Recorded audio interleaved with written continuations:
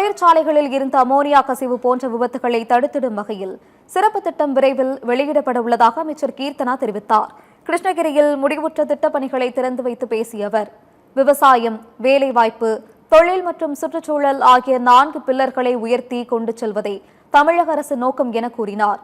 சில நாட்கள் முன் தொழிற்சாலைகளில் இருந்து அமோனியா வாயு கசிந்து பல உயிர்கள் பறிபோன நிலையில் இனிமேல் இது போன்ற ஒரு சம்பவம் மீண்டும் நடக்காத வகையில் சிறப்பு திட்டம் வெளியிடப்பட உள்ளதாகவும் தெரிவித்தார்.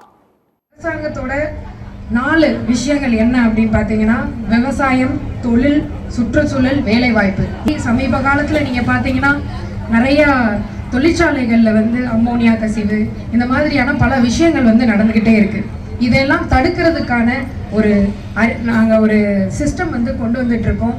இன்னும் ஒரு சில நாட்கள்ல இந்த மாதிரி தொழிற்சாலைகள்ல எந்தவித ஒரு ஆக்சிடென்ட்டும் நடக்காம மக்கள் உயிர் எங்களுக்கு முக்கியம்ன்ற ஒரு விஷயத்தை முன்னெடுத்து இவங்களுக்கான ஒரு தக்க ஒரு நடவடிக்கை எடுக்கக்கூடிய ஒரு சிறப்பு திட்டத்தை நாங்கள் கொண்டு வர போறோம். அந்த திட்டம் விரைவில் அனௌன்ஸ் பண்ணப்படும்.